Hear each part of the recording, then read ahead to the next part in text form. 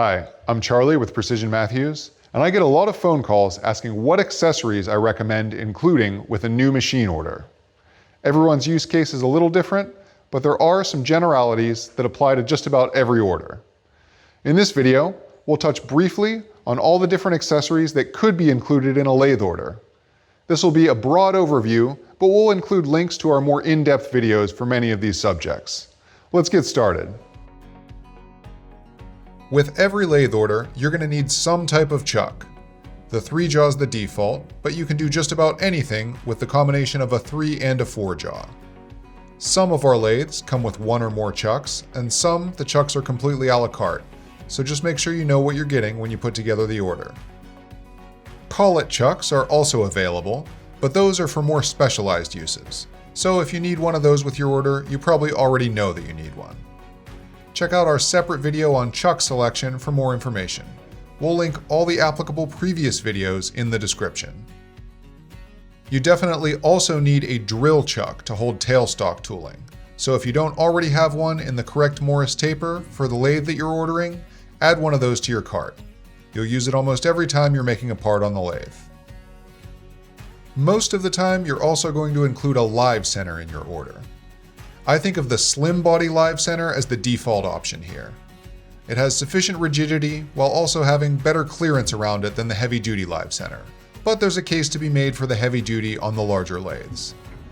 Every lathe does come with a dead center, so you can go old school and do a dead center plus some lubrication, but the live centers aren't terribly expensive, so customers generally add one to their lathe order. The last piece of the basic puzzle is that you need something to cut with. At least a couple turning and facing tools, then probably a boring bar or two. Our AXA and BXA master sets contain 90% of the tools that you'd be using from day to day, so that's all you really need in your initial machine order. You can buy other tooling down the road piecemeal as you find you need it. Now we jump from the need to have to the nice to have category. Here's our wedge style quick change tool post. Some of our machines come standard with one, but it's an upgrade option for any that come with a regular 4-way tool post. It's worth the upgrade if you're changing tools a lot, but by no means required to make good parts on the lathe. We have a whole separate video on these linked in the description, so I'll leave it at that here. Speaking of optional tooling, we also have threading tool sets if you plan to do any single point threading. A lot of people try to use taps and dies anywhere possible to thread parts, but often single point threading is the only way to get it done. We have a whole separate video on that process as well, again linked in the description. You can get any of our lathes with or without a DRO. You can make great parts without one, but they sure are nice if you're of the age where the eye doctor gives you the card with the small text to read up close. They didn't used to give that to me at my eye exams, but my back didn't used to hurt in the morning, and I used to have a full head of hair. So time flies.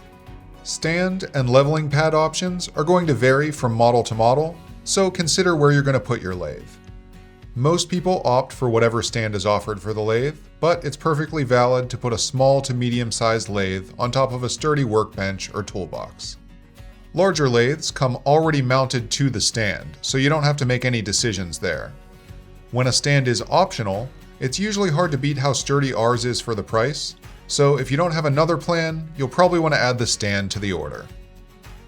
Some of our larger lathes have taper attachments available, and that's more of a niche item. They don't add any functionality, as you can turn tapers without them by offsetting your tailstock, but they sure do save time. If you're planning on turning a lot of tapers, get one. If it's going to be just the occasional taper, you probably don't need this. And like any of these options, you can always add them later if you come to regret not getting one with your initial machine order. For lubricants, whey oil is a must-have. Most people include a bottle with any of their machine orders, but you may already have some of this on hand. Basically, if you don't have any kicking around your shop, add a quart to your machine order. As for gear oil, your machine will come with any gearboxes filled, but some people opt to save future shipping costs and add some gear oil to their order so they have it for their first oil change. And our last fluid option is our water miscible coolant. Pretty simple choice here. If your machine has a coolant tank, or you add a coolant tank to the order, you need some of this. If not, then you don't. So there you have it. If you want more information than this quick overview, We've done deeper dive videos for a lot of these subjects, so check those out. Or give us a call and we can talk one-on-one about your specific needs. Next time, we're going to do a similar video for milling machine orders, so make sure you're subscribed to not miss out on that. As always, thanks for watching.